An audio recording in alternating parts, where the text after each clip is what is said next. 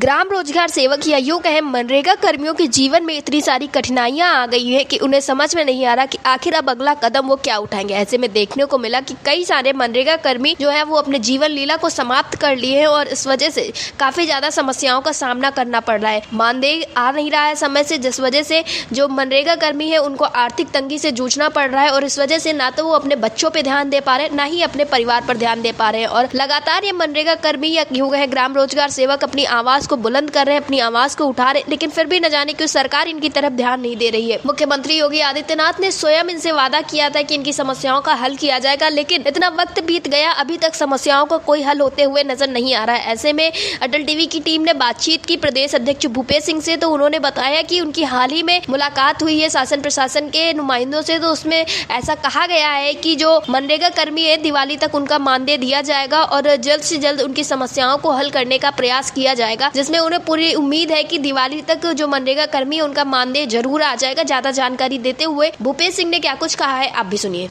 भूपेश जी, आपका हमारे चैनल अटल टीवी पे बहुत बहुत स्वागत है। धन्यवाद मैडम। भूपेश जी, जैसा कि देखा गया है कि दिवाली करीब आ रही है और योगी सरकार ने कई सारे जो कर्मचारी हैं, कर्मी हैं, उनसे ये वादा किया था कि दिवाली तक समस्याओं का हल किया जाएगा और उपचुनाव है तो उपचुनाव के बाद भी कई विभागों की समस्याओं के हल के लिए कहा गया है और दिवाली में कई सारे कर्मियों को सौगातें भी दी गई है। तो ऐसे में मनरेगा कर्मियों के लिए क्या कुछ नया है? बहुत बहुत धन्यवाद अटल टीवी का, जो ग्राम रोजगार सेवक और मनरेगा कर्मियों की आवाज समय समय पे उठाते रहते हैं जी। सबसे पहली चीज ये है कि दीपावली का समय है। अभी मैं पिछले हफ्ते शासन के मुख्य सचिव आदरणीय मनोज कुमार सिंह जी से लोक भवन में मिला जी। उन्होंने बुलाया था, उनसे भी मैंने कहा कि दीपावली का समय नजदीक है जी और मानदेय सभी को मिलना चाहिए जी। और जो माननीय मुख्यमंत्री जी की घोषणाएं हैं जी। जब घोषणाएं हुई थी उस समय जो वर्तमान में मुख्य सचिव जी हैं उस समय हमारे ग्रामीण विकास विभाग के प्रमुख सचिव थे जी। और माननीय मुख्यमंत्री जी तो मुख्यमंत्री भी थे ही, तो दोनों लोग टेस्ट पकते हैं शासन और सरकार में जी। तो मैंने उनसे आग्रह किया कि इससे बड़ी बदनामी सरकार की भी होती है जी। और ये घोषणाएं पूरी होनी चाहिए जी। तो उन्होंने आश्वासन दिया कि बहुत जल्द संगठन और शासन स्तर पे जो विभागीय अधिकारी हैं उनसे वार्ता करवा करके जी। जो आप लोगों का जो 4 पॉलिसी वगैरह जारी होनी थी वो जारी हो जाए जी। तो मानदेय की बात, तो मानदेय के लिए उन्होंने कहा कि हम कोशिश करते हैं कि दीपावली से पहले मानदेय मिल जाएगा जी। फिर हमने कमिश्नर कार्यालय पे पता किया, ग्रामीण विकास विभाग में पता किया जी कि मानदेय क्यों नहीं आ रहा है, क्या बात है, प्रशासनिक सामने पैसा आ रहा है कार्मिकों के लिए जी। क्यों नहीं आ रहा, तो पता चला कि उपभोग प्रमाण पत्र 3-4 जनपदों से अभी नहीं आता है। ये बड़ी विडम्बना है कि जब श्रम सामग्री का पैसा आ रहा है तो कार्मिकों को दीपावली से पहले से तैयारी रखनी चाहिए जी।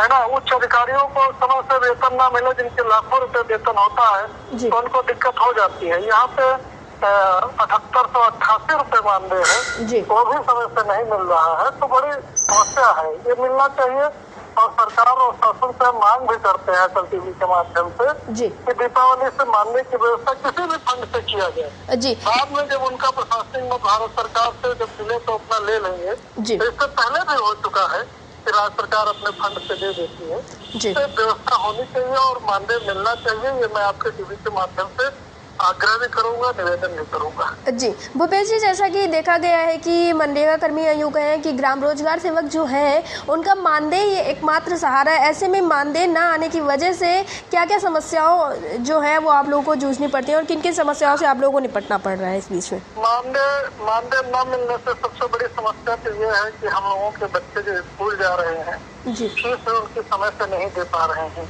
बूढ़े माँ बाप घर पे हैं, उनका भी दवा पानी का इलाज है। इस महंगाई के दौर में खर्चे इतने व्यापक हो गए हैं कि 8000 में गुजारा नहीं हो पाता है जी। तो बहुत सारी ऐसी चीजें हैं जिनका सामना करना पड़ रहा है जी। तो हम डिप्टी सीएम साहब से भी कई बार मिले, उनको पत्र भी प्रेषित किया भी पिछले सप्ताह में, उनसे मिल करके निवेदन भी किया, तो उन्होंने कहा न मैं इसकी कार्रवाई करता हूँ, मानदेय मिलेगा, लेकिन नहीं मिल रहा है। तो किसकी समस्या बताई जाए, किस पे कहा जाए, कुछ मतलब कह नहीं सकते हैं जी। भूपेश जी, लेकिन जब बात करें तो इसमें ऐसा कहा जाता है कि जो समस्या है वो अधिकारियों के द्वारा ज़्यादा की जा रही है, क्योंकि अधिकारी चीज़ों को धरातल पर नहीं ला पा रहे हैं। अधिकारियों का पेट तो भरा है उनका, उनको तो लाखों रुपए सैलरी मिल जाती है, एसी के कमरे में बैठ करके अपना आराम से उनका काम चल रहा है। लेकिन उनको जमीन पे जो काम करने वाले, जो फील्ड में काम करने वाले कर्मचारी हैं, ग्राम रोजगार सेवक और मनरेगा कर्मी, उनकी समस्या नहीं दिखाई दे रही। इतना अल्प मानदेय भी वो अगर व्यवस्था न कर पाए तो इसमें सबसे बड़ी कमी, और ये तो मैं अधिकारियों की ही दूंगा, अगर जो चाहते तो अब तक हम लोगों का पैसा मिल जाता मानदेय में। इतना अल्प मानदेय वो भी समय से न मिले तो बड़ा मतलब क्या कहें कि जो भी अधिकारी इसमें लिप्त हैं उनको हमारे ग्राम रोजगार सेवकों की तरफ से क्या क्या कहा जाता कह नहीं सकते। बड़ा ही जटिल परेशान रोजगार सेवक है आज के समय में। ये तमाम लोगों ने आत्महत्याएं कर ली, तमाम जगह लोगों ने नौकरी छोड़ने का मन बना दिया।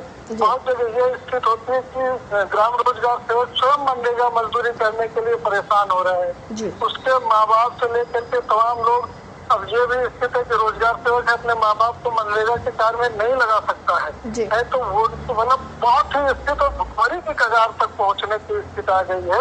ये मनरेगा कर्मियों की स्थिति है इस समय। तो सरकार को ध्यान देना चाहिए इस पे, अगर नहीं ध्यान देंगे तो ये आक्रोश दिन पर दिन बढ़ता जा रहा है। जी, आगे की रणनीति क्या होगी भूपेश जी आप लोगों की?